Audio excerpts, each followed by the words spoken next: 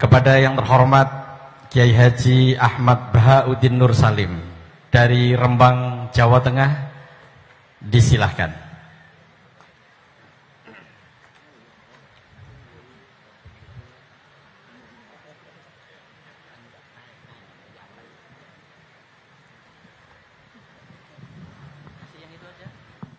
Assalamualaikum warahmatullahi wabarakatuh. Bismillahirrahmanirrahim. Rabbi shrah li sadri wa yassir li amri wahlul 'uqdatam min lisani. Allahumma shalli wa sallim wa barik ala sayyidina Maulana Muhammadin wa ala alihi wa sahbihi asma'in. Nama ba'du.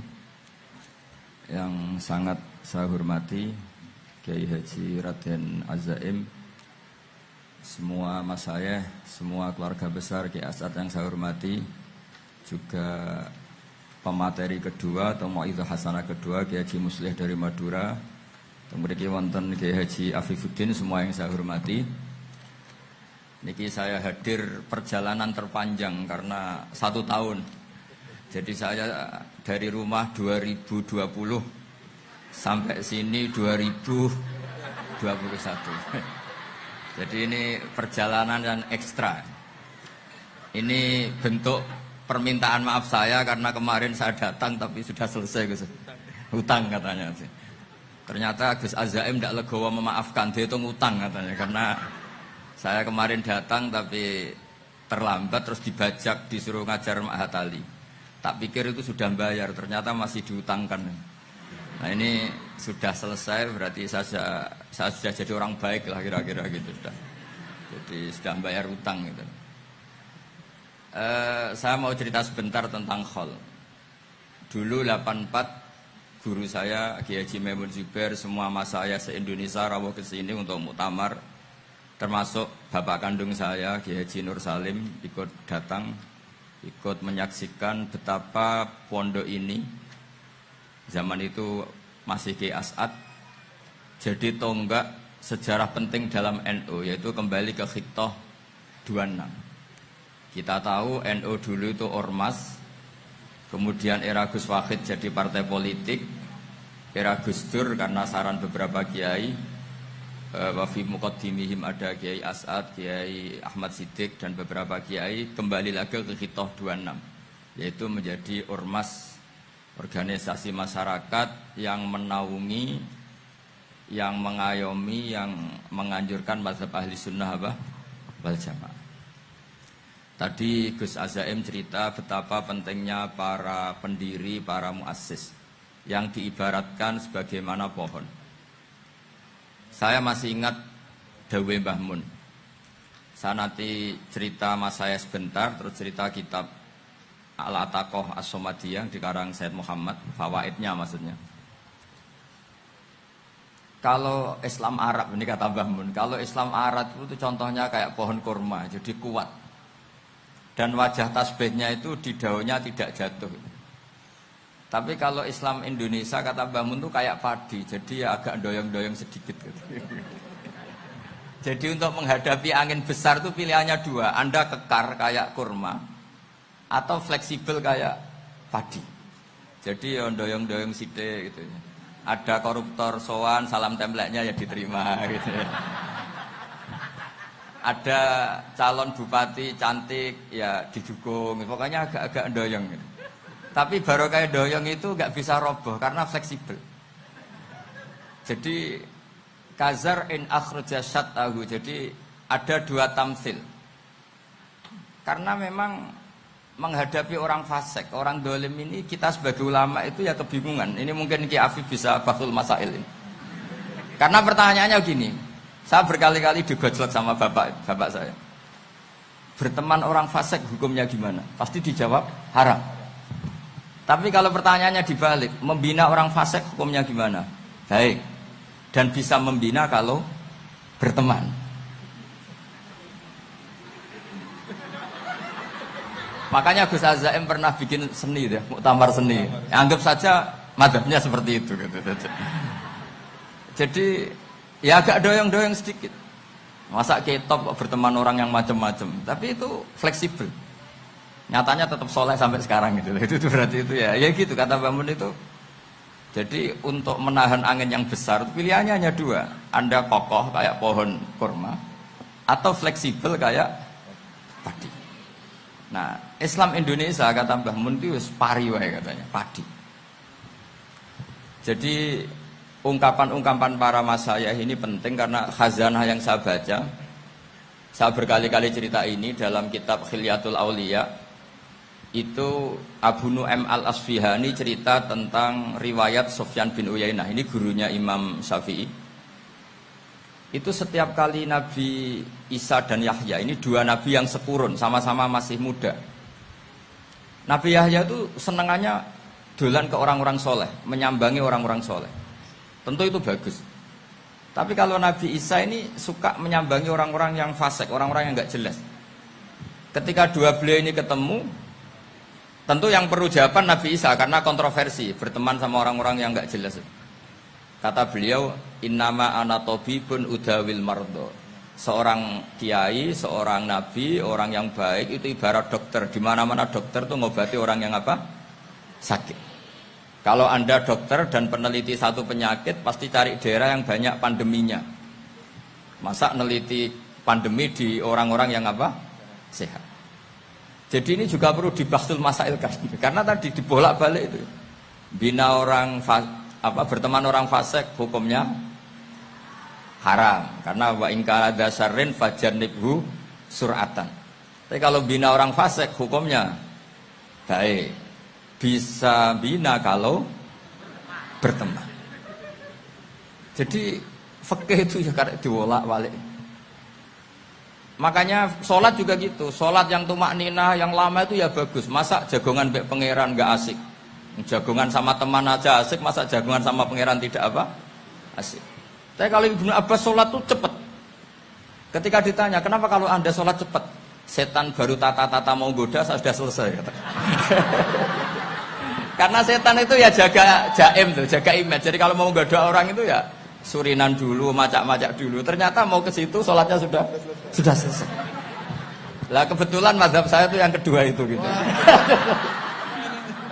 Jadi kalau Gus Azaim itu sholat lama sekali. Itu ada mazhab tandingan, yaitu mazhab saya. Itu karena ini sepuh saya, meskipun top beliau tapi sepuh saya. Saya sudah 50, beliau baru 40. Ini berarti baru memulai kiai. Kalau pakai umur nubuah ini baru memulai. Jadi mazhab itu penting. Jadi pembanding itu harus diutarakan. Sehingga dalam fikih manapun itu sebuah mazhab itu harus diuji itu lewat pembanding. Dulu itu setiap debat fikih antar ulama itu mesti nggak ada yang menang. Misalnya saya kiai kelihatan miskin itu ya baik supaya santri-santri yang miskin itu punya teman gitu. Karena rata-rata santri itu miskin. Nah, dikancani kiai kan seneng gitu. Tapi problemnya kiai yang miskin itu ya nggak bisa nolong santri karena dia sendiri apa? Miskin. Makanya dulu Imam Syafi'i itu pengagum orang miskin. Setelah ngaji Imam Malik tanya, ya Imam Malik, orang yang sealim jenengan itu siapa? Jawabnya Imam Malik lucu. Dulu Abu Hanifah, sekarang orangnya sudah meninggal ya. Ilmunya dititipkan atau diwaris oleh Muhammad bin Hasan Asy-Syaibani. Akhirnya Imam Syafi'i dibiayai Imam Malik ke Irak. Imam Syafi'i miskin, bisanya ke sana dibiayai Imam Malik. Itu seperti Abu Ya Said Muhammad masyhur, ini murid beliau. Kalau ada santri boyong kan mesti apa? Disangoni. Ketika datang ke Irak, Muhammad bin Hasan Asy-Syaibani itu nata uang, nata emas itu di ruang tamu. Jadi ngitung uang itu di ruang tamu. Miliatan. Ini kaget, ini kiai kok kedonyan kata Imam Syafi'i gitu. Tapi apa kata Muhammad bin Hasan Asy-Syaibani? Anda kagum ini, Anda kaget ini. Kalau kamu menyoal orang soleh kaya, ini tak kasihkan orang-orang fasik. Biar dipakai judi, dipakai selingkuh, dipakai maksiat. Jangan-jangan. Harta ini harus tetap di orang soleh. Kalau ke orang fasik, bahaya. Berarti kiai boleh kaya? Boleh. Semenjak itu ada gerakan kiai kudu sugih. Ya ada yang kesampaian, ada yang enggak gitu aja. Tapi karena kalau pakai logika fikih, harta itu fitnah. Oke, seakan-akan harta itu masalah. Tapi kalau ini dikuasai orang dolim, maka masalah besar. Jika orang-orang soleh ini harus juga menguasai harta. Nah, terus lama-lama dikiaskan kekuasaan.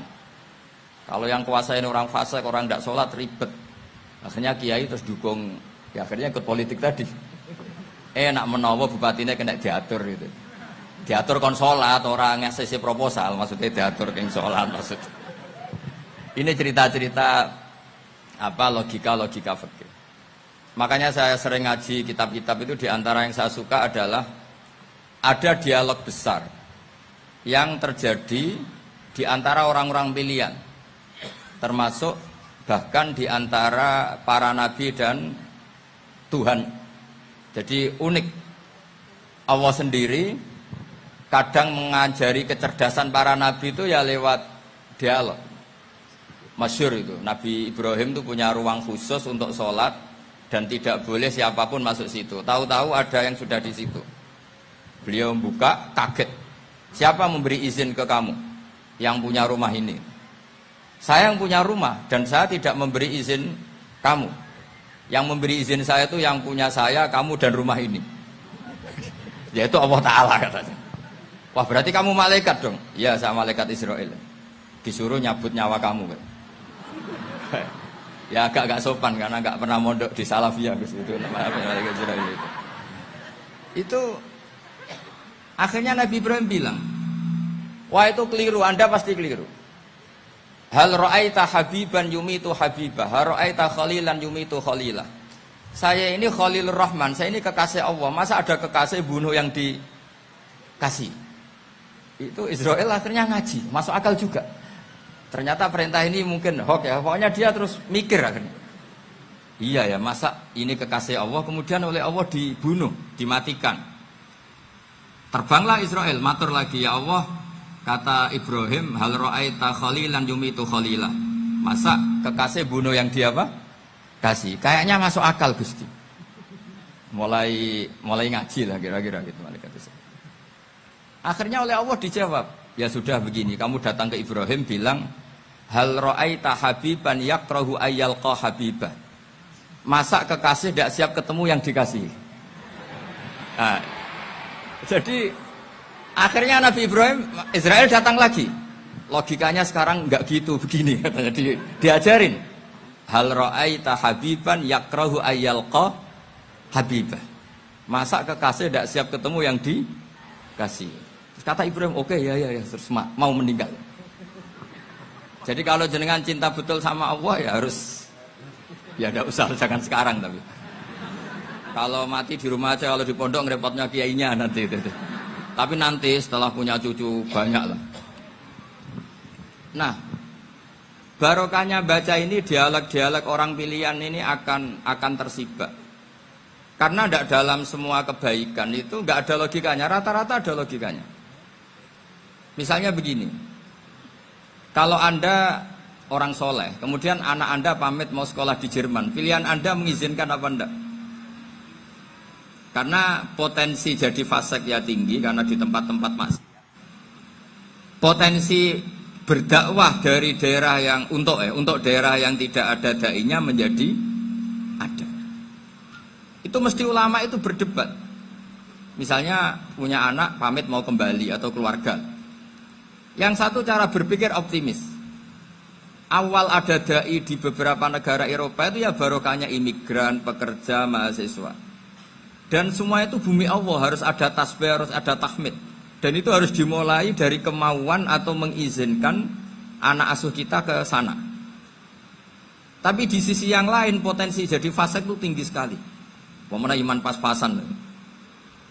Nah hal-hal seperti ini itu pasti jadi perdebatan. Dan kita harus menjawab. Dan tadi kayaknya di semua Basul Masail Pondok Salafiyah jawabnya pede semua, nggak ada ragu, nggak ada khilaf. Baguslah kalau pede. Meskipun nanti mungkin ada ulama lain yang cara berpikir apa? Berbeda. Sehingga ini saya cerita ya. Sehingga di kitab-kitab fikih, misalnya saya kok hidup di Bali sudah punya komunitas ngaji. Itu kok saya pindah ke Sukorejo sini. Banyak ulama yang mengatakan haram. Karena membiarkan bumi Allah yang sudah pernah ada orang yang sujud, kemudian ditinggalkan kosong, dan kemudian dikuasai orang yang tidak sujud. Jadi dianggap itu pembiaran. Jadi banyak di kitab Qalyubi, sarahnya Mahalli, jika ada seorang muslim yang hidup di negara orang kafir, dia nyaman, tidak dapat teror, itu nggak boleh lagi pindah ke negara Islam yang sehat. Karena takutnya li'alla yastau li'al kafir tilkal buk'ah, supaya bumi itu tidak dikuasai orang kafir. Jadi ini hal-hal yang para fuqaha itu harus berdebat. Karena ini masalah-masalah furu'iyah. Sehingga mulai dulu ya banyak ulama yang nyun sewu berpolitik, mulai Wali Songo sampai sekarang alhamdulillah yang minat banyak. Mungkin bedanya ikhlas sama tidaknya. Tapi kalau saya pernah dikeluhin utusan dari ya komunitas. Islam Indonesia itu dulu itu ceritanya banyak yang dari Kamboja. Kalau dulu orang cerita itu orang Cempa. Itu setelah di Indonesia besar Wali Songo dan Brawijaya 5 itu sudah mulai oleng, itu singkat cerita mereka berpikir ingin bikin kerajaan apa? Islam di Demak Mintoro dengan raja pertama yaitu Raden Fatah, karena Raden Fatah ini putra Brawijaya. Padahal setelah jadi kerajaan ini era cucu sudah konflik, berebut kekuasaan. Akhirnya sampai jadi Jipang, jadi Jogja, jadi Solo dan seterusnya. Tapi kata Mbah Mun itu tetap barokah. Karena orang Islam terus terbiasa mimpin. Sekeliru-keliru sidik, pokoknya orang Islam biasa mimpin. Sehingga zaman Mbah Hashim ya sudah mimpin Masumi, zaman Ki As'ad pengaruhnya besar, sampai sekarang Kiai pengaruhnya besar. Nah barokahnya Kiai pengaruh besar ini sampai moral jadi ukuran. Misalnya sekarang ada calon bupati kok nggak sholat, itu pasti kalah. Jadi sholat itu jadi tolok ukur untuk calon apa? Bupati. Meskipun mungkin punya efek pura-pura sholat, tapi nggak apa-apa lah. Sementing moral ini jadi ukuran. Sementara yang di Thailand, di Patani, itu karena dulu pelajarannya tasawuf, itu orang nggak ambisi mimpin dunia. Tahu-tahu dipimpin. Dan akhirnya nyuwun sewu ya saage Islam-Islam yang dulu terlalu tasawuf karena nggak punya pengalaman memimpin, akhirnya lazimnya konsekuensinya hanya dipimpin. Tapi Islam Indonesia beda, karena kulino mimpin itu akhirnya dari orang Islam biasa menjadi Islam yang sholat sampai Islam yang bisa ngaji itu bisa mimpin negara. Tentu yang paling populer dimulai Gus Dur. Jadi ini sesuatu yang barokahnya istihad para kiai, sementing Islam kulino mimpin. Sehingga di Indonesia itu barokahnya itu, kebaikan itu jadi tolok ukur. Ada orang kok terkenal koruptor, atau terkenal nyuwun sewu selingkuh, atau terkenal apa, itu pasti tidak jadi. Karena moral itu menjadi tolok ukur. Dan itu adalah politik para kiai. Jadi ini saya cerita, dan itu negara juga akhirnya untung, karena seleksi agama sama negara itu sama-sama kiai ya bilang negara harus dipimpin orang soleh, negara juga bilang seperti itu. Nah, ketokohan-ketokohan para beliau-beliau ini yang maulah bekerja sama dengan Umarok. Kita tahu dulu Pak Harto ya rawuh ke sini ketika Muktamar 84, rawuh ke Ki As'ad, ketika mau kembali ke Khittah juga dirembuk oleh ulama dan Umarok. Dan akhirnya ini menjadi negara yang alhamdulillah semoga selalu menuju baldatun thayyibatu wa rabbun ghafur. Nah, kemudian di sini saya tabarruk dengan Said Muhammad, gurunya Kiai Haji Azaim. Saya mau cerita tentang amaliyah tadi. Saya sebetulnya nggak niat bacakan bab itu, gara-gara ada khataman jumlahnya banyak saya jadi pusing. Ini panitianya tanya, khatam betul apa enggak? Iya, Gus, khatam betul. Tapi kayaknya saya tidak yakin itu. Karena saya ini kan dari pondok tahfidz itu. Biasanya anak khataman itu ya rodok bodoni itu loh. Wes dibaca buanter sing nyemak yang mendelok pojok tok. Mergo kebanteren. Nah, akhirnya lafat-lafat yang di tengah itu enggak di apa? Baca. Tapi ya semoga dimaafkan Allah lah. Yang jelas itu enggak. Tapi saya mau cerita ya. Jadi cara berpikir Said Muhammad ini nanti juga saya teruskan di Ma'had Ali. Ini saya baca ya. Di antara yang diyakini madhab Malikiyah, ini saya baca saja teksnya. Jadi ada riwayat namanya kalau Said Muhammad bahasakan itu Ataqah Somadiyah. Kalau di Indonesia kadang orang bilang Al-Ataqah Al-Kubro, yaitu dengan membaca surat Ikhlas. Di sini jumlahnya hanya 100 kali, Qila 1000 kali. Tadi berapa semua? 700 juta, ini sudah susuk banyak ini. Di sini hanya 40, riwayat lagi 100, 1000.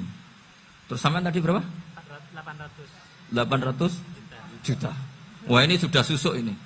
Itu anak cucu sampean pasti masuk surga itu kalau bisa.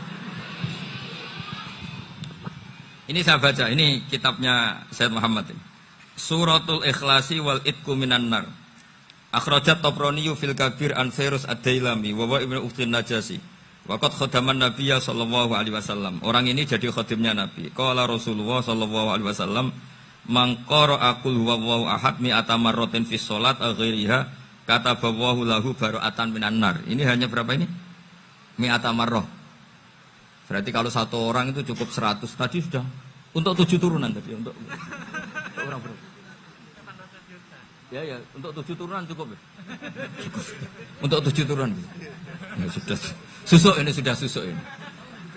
Aduh, ribet ini. Nah, ini tak cari pembenarannya, ini supaya keren. Ini di halaman 188 Abwabul Farad. Warwa Ibrahim bin Muhammad Al-Khiyari fi fawaitihi an Hudzaifah marfu'an. Man qara'a qul huwallahu ahad alfa marratin faqad ishtara nafsahu minallah. Berarti 100, ada riwayat lagi 1000. Nanti tak carikan lagi yang berapa? 1 miliar Jangan banyak-banyak. Nah, ini saya baca ya. Wa hadzal adatu huwa al-ma'rufu bi ataqatis somadiyah. Wa qad nassa jama'atun mutaakhiril malikiyah ala istihbabi ataqatis somadiyah. Wa haddu ala qiraatiha wa istimaliha. Minhum Asy-Syaikh Abdus Salam Al-Asmar sak terus ini. Jadi kullu haula'i istahabbu ataqatas somadiyah ma'atirafi ba'dihim kal misnawi bi syiddati fi hadisiha. I'timadan ala anna hadza minal fadha'il allati yutasahalu fiha. Faman sa'a yasta'milaha raja'a khusula ma fiha fala ba'sa bidzalik. Ala syarti alla ya'taqida thubuta dzalika anin nabi sallallahu alaihi wasallam hatta la yaqa fil kitsbi alaihi. Jadi intinya itu silahkan Anda bikin jumlah sesuai versi Anda. Yang penting Anda jangan kampanye kalau itu perintah Kanjeng Nabi Muhammad sallallahu alaihi wasallam. Karena kalau kamu atasnamakan Nabi kemudian jumlahnya sampai 800 berapa? 800 juta, berarti Nabi mengajarkan masyaqqah pada umatnya. Jadi cukup yang riwayat itu di sini hanya 100 sama 1000. Jadi kalau jumlah tadi untuk 7 apa? Turunan. Jadi kamu harus ditutup dengan doa, ya Allah, semua itu bukan untuk saya tapi untuk 7 turunan. Tolong catat ya Allah. Karena itu. Jadi artinya gini loh ya, orang Indonesia yang sering mempraktekkan ataqah somadiyah itu bukan tanpa dalil. Ternyata dalam madzhab Maliki, saya masih ingat ketika mbah saya kandung, bapaknya bapak, asmane Mbah Nur Syam, itu wasiatnya minta dibacakan 4.000. Yang baca pas itu ya bapak sama anak-anaknya. Dan kemudian alhamdulillah zaman akhir itu mulai agak ngawur. Kalau ada acara itu wong liya kon maca anake mlebu metu gak melok maca. Itu keliru, saya jamin itu keliru. Saya sering kalau mimpin di rumah, kalau yasinan di tonggo-tonggo kok anake gak maca saya keluar. Bapakmu wong liya kon maca kata saya gitu. Jadi itu menurut saya itu yang jelas saya sampai ngisi begini. Yang ada riwayatnya itu idza mata ibnu adam min qata amaluhu illa min salasin shadaqatin jariyah au ilmin yuntafa'u bi awaladin sholihin yatullah. Itu ndak ada di hadis au kiyayin sholihin yatullah kata.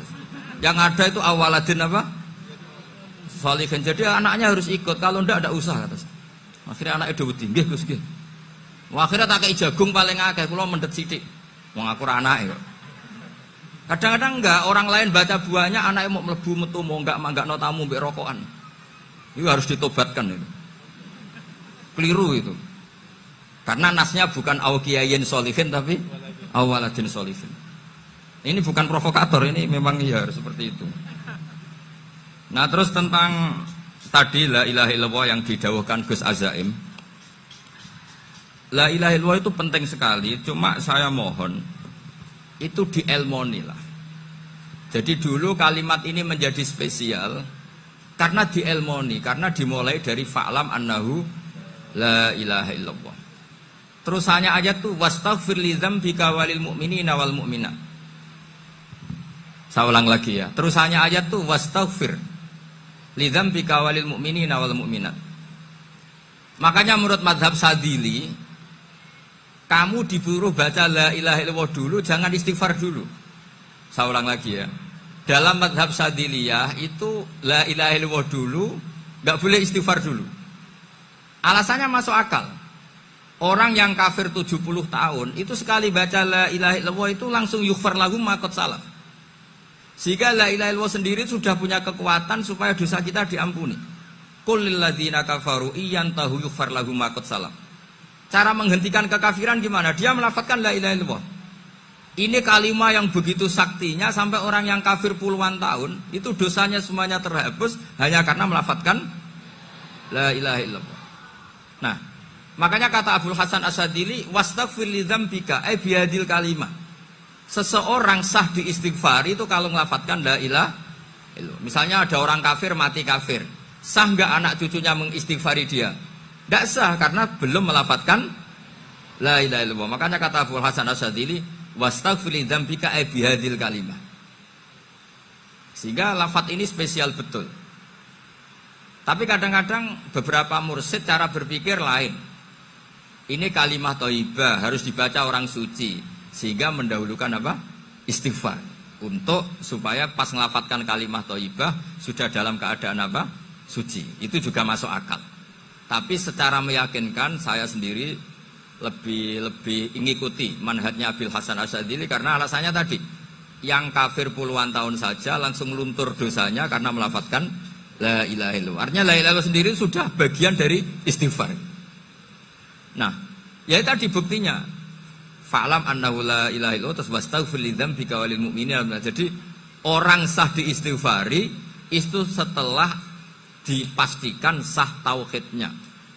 Jadi setelah tauhidnya sah yaitu la ilaha illallah baru sah apa?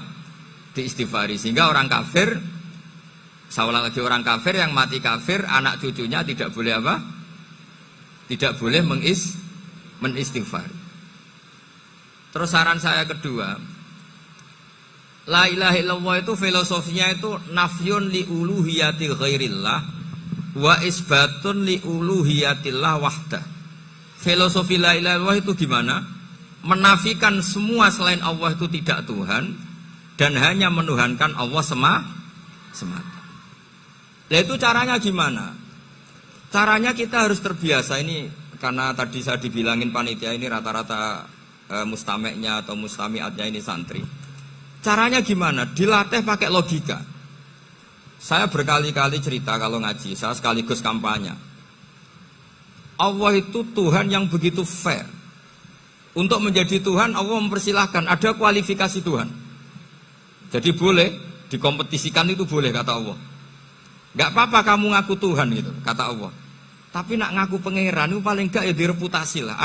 Ada verifikasinya lah. Dimulai dari apa? Ya kalau jadi Tuhan itu setidaknya bikin langit bumi lah. Aturannya gitu.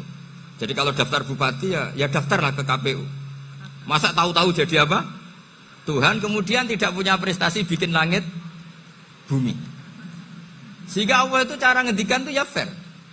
Qul ara'aitum ma tad'una min dunillah aruni madza khalaqu minal ardi am lahum syirkun fis samawati. Coba yang kamu tuhankan selain saya, prestasinya apa kan? Ketika saya bikin bumi itu apa ikut bikin? Terus am lahum syirkun fis samawati. Kalau bikin langit, kalau nggak bisa ya urun lah gitu. Urun semen apa urun bego, pokoknya urun lah gitu. Urun ora, gawe bumi ora, ngerti-ngerti ngaku dadi pangeran.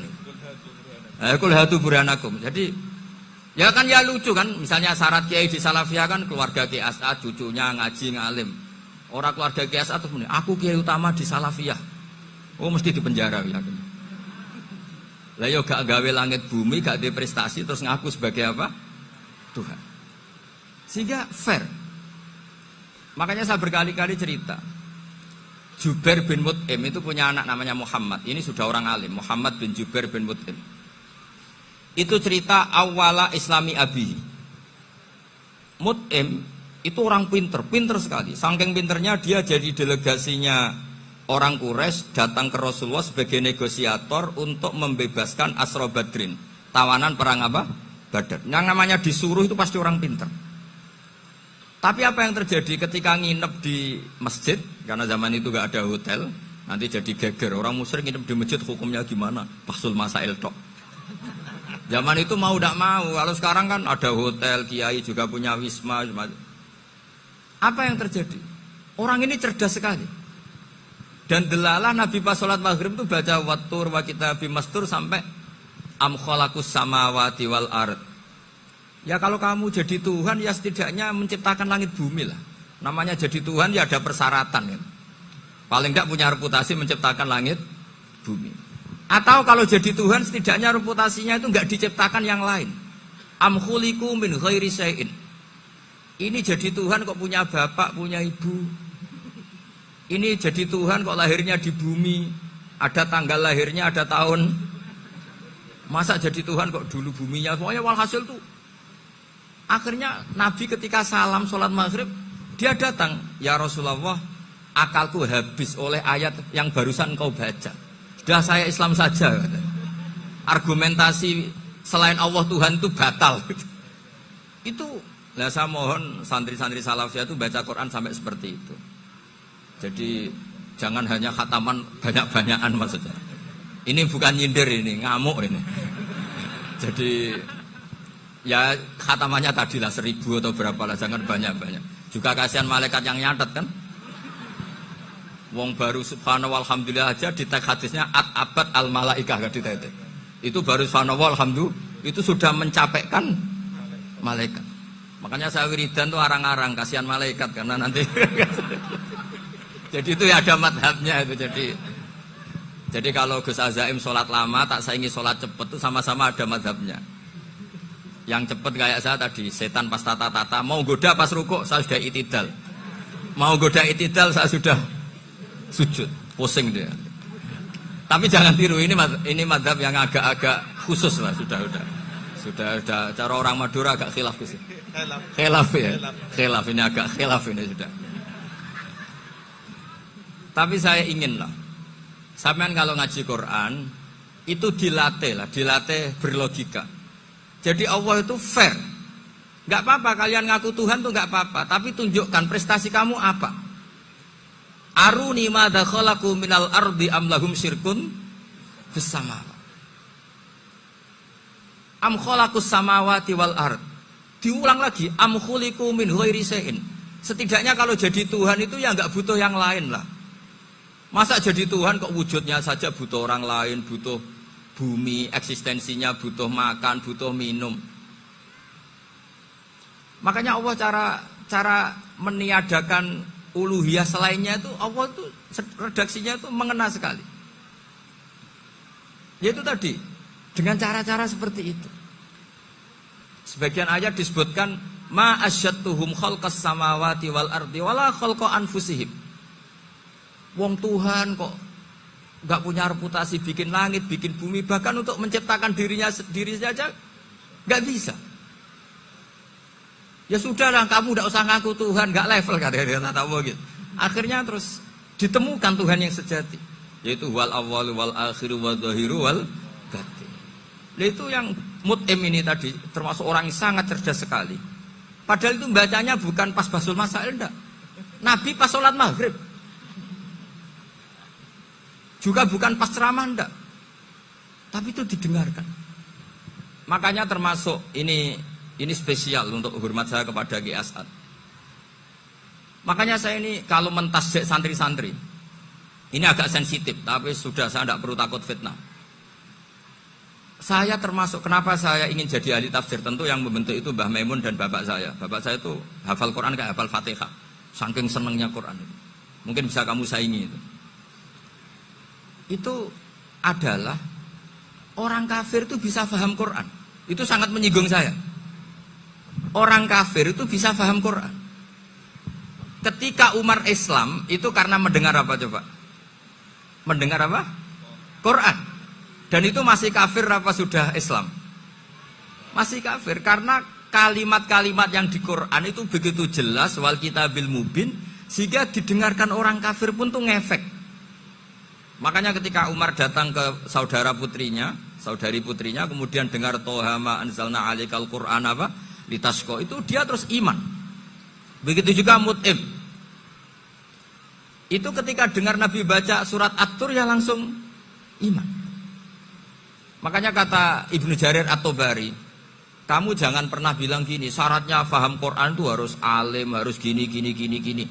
Lah nanti berarti orang kafir punya alasan di depan Allah, ya Allah, engkau ngandani kami dengan Quran yang nggak bisa difahami kecuali alim dulu. Lah saya alim gimana? Nggak pernah mondok. Mondok gimana? Saya kafir. Jadi artinya gini, kata Ibnu Jarir At-Tabari, Allah tidak mungkin mengatakan gini, ifhamil Quran bima la fahmalaka. Quran itu harus kamu fahami. Sementara orang kafir karena lafadznya Quran khusus gak bisa memahami. Makanya Quran itu dibaca. Itu banyak orang kafir yang menjadi muslim karena mendengar apa? Al-Quran. Padahal kafir. Nah termasuk tadi Muhammad bin Jubair bin Mut'im ini itu menjadi Islam ya karena mendengar Quran. Padahal dia saat itu masih apa? Kafir. Karena tadi logika misalnya nggak paham secara lafadz Arab. Sekarang misalnya nyuwun sewu ada orang ateis. Saya pernah didatangi seorang ateis yang nggak percaya Tuhan. Saya mau Islam Pak Ba, asal Anda bisa menjelaskan Tuhan itu siapa. Coba Quran dibaca secara makna, tidak secara lafadz tapi secara makna. Begini misalnya, ada orang ateis datang ke saya, Pak Ba, saya mau Islam, asal Anda bisa menjelaskan Tuhan itu siapa. Terus saya tanya, ini ngajak goblok-goblokan apa pinter-pinteran, kata saya. Terus dia jawab, ngajak pinter-pinteran Pak, saya ini doktor katanya. Maksudnya di akademiknya dia doktor, mungkin jurusan matematika atau apa, tapi di ketuhanannya jeblok. Terus tak tanya, kalau ini ada kertas, kamu suka ada rumusnya apa suka ada? Ya suka ada rumusnya. Kenapa ada kertas? Ya karena ada yang bikin. Nah kira-kira berstatus membikin atau membuat itu sesuatunya maujud apa enggak? Ya pasti maujud lah, pasti ada. Ya sudah, anggap Tuhan itu adalah sebab dari semua yang ada. Masa alam yang seperti ini, langit dan bumi ini maujudat, kemudian kamu katakan kholaqohal adam, bahwa alam raya yang maujud ini diciptakan oleh ketiadaan. Ya juga, berarti Tuhan itu ya. Ya itu yang namanya Tuhan. Lah mulai dulu kiai-kiai ngomong gitu kan saya Islam katanya. Jadi kiai-kiai itu kadang-kadang kalau dakwah pokoknya KBU digawe Tuhan. Beda dengan dakwahnya orang-orang mantek. Orang-orang mantek itu kan nggak pernah nyebut Allah. Ini alam hawadis, la budda min muhdis. Meskipun mereka, nah muhdis ini menurut Islam namanya Allah, tapi sebetulnya kan nggak langsung bilang Allah. Jadi tak kasih tahu, alam raya ini maujud nggak? Ya maujud Pak. Bisa nggak sesuatu yang nggak ada menjadi faktor wujudnya yang ada? Ya nggak bisa, namanya nggak ada itu nggak bisa jadi faktor. Nah itu hebatnya ulama-ulama kita, ketika mengenalkan Allah itu siapa? Zat yang wajibil wujud. Jadi kita ini kalah pinter ulama-ulama dulu. Ya alhamdulillah kalahnya sama ulama dulu. Kalau kalah sama ulama sekarang isen Pak. Jadi ulama dulu sudah pinter. Pasti pertanyaan dasar manusia, hadil maujudat tuh man khalaqaha, siapa yang menciptakan? Kalau kamu langsung jawab Allah atau Tuhan, mereka pasti tidak nerima. Ya jawab saja, hadil maujudat mesti khalaqaha maujudun. Nah berhubung maujud ini berstatus pencipta, harus super. Nah super ini oleh ulama disebut wajibul wujud atau musabbibul asbab, yang oleh Islam dinamai Allah. Tapi kita langsung ngomong Allah, mesti aja bingungkan kan bagi yang bingung maksudnya. Ya saya mohonlah kalimat-kalimat la ilaha illallah itu diamatilah, diresapi sampai seperti penjelasan saya ini, sehingga punya kualitas ilmu. Karena syaratnya memang fa'lam, harus punya kualitas apa? Ilmu. Ilmu itu apa? Ma'rifatus syai' ala ma huwa alaih. Mengenal sesuatu sesuai detail-detail sifatnya sesuatu itu. Misalnya kalau Allah sudah jadi Tuhan, ya harusnya qabla kulli syai'. Masa Tuhan sama yang dituhani wujudnya dulu yang dituhani. Ditemukanlah sifat awal atau qadim. Makanya benar Gus Azaim tadi, kalau sudah bertauhid harus hafal akidah berapa khamsin. Dimulai apa? Wujud. Kenapa harus dikatakan wujud? Karena alam raya ini kadung maujudat. Hadhil alam maujudun. Masa maujudun khalaqahul adam, masa maujudat khalaqahal adam. Nah itu yang disebut am khuliqu min ghairi syai'in am humul khaliqun. Jadi saya mohon semohon-mohonnya, cobalah tradisi-tradisi lihat baru ayat ini dihidupkan lagi, sehingga kita baca Quran itu sekaligus menjadi orang yang sangat argumentatif. Karena Quran adalah qul falillahil hujjatul balighah. Dilatih. Jangan bosan, dilatih. Makanya kalau saya baca ayat-ayat seperti itu, cek fair Allah itu. Fair betul. Enggak apa-apa saya punya pesaing kata Allah, tapi yang imbang dong. Pas aku gawe langit ya bantulah.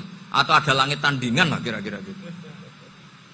Kalau saya bikin bumi ya ada bumi. Nah misalnya sekarang orang Cina bikin matahari, materinya dari mana coba? Dari yang sudah ada sekarang kan? Tetap saja agak ikut bikin kan? Tapi kalau Allah bikin langit bumi minal adam minal wujud. Kalau mereka paling rekayasa yang sudah wujud diotak-atik. Nah, harus sampai seperti itu. Sampai kata Gus Azaim kul hatu apa? Burhanakum tadi. Jadi ini cara-cara kita untuk menguatkan iman. Aruni madza khalaqu minal ardi am lahum syirkun fis samawati. Terus kata Allah, itu nih bi kitabim min qabli hadza au asaratim min ilmin. Kalau kamu enggak setuju teori ini kata Allah, cari kitab suci versi Anda. Aturan jadi Tuhan itu apa coba? Ya tetap saja semua kitab suci akan mengatakan di mana-mana Tuhan itu pencipta langit dan bumi. Jangan yang lahir di bumi jadi Tuhan. Jangan Lata Uzza jadi Tuhan. Jangan karena sakti jadi Tuhan.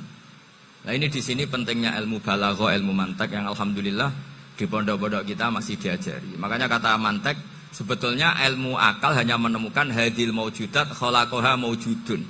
Nah yang maujud ini siapa? Ya wajibul wujud. Nah kemudian Islam menamai ini Allah Subhanahu wa ta'ala. Makanya ulama dulu itu kalau ngedikan Allah itu siapa? Zat sing wajibul wujud. Itu filosofinya luar biasa. Karena dengan seperti ini bisa menafikan teori ateisme. Bahwa alam raya ini diciptakan oleh ketiadaan. Makanya saya bilang tadi, ngajak goblok-goblokan apa pinter-pinteran gitu. Lah nek ngajak goblok-goblokan yang ini hadhil maujudat khalaqahal adam. Terus kita goblok bareng.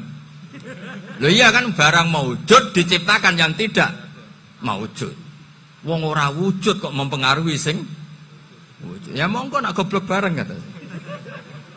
Akhirnya, "Gak lho Gus, saya ini dokter masa kamu ajak goblok?" Ya sudah pinter saja kata saya. Alhamdulillah karena debat kecil ini dia menjadi nyaman lagi dengan apa?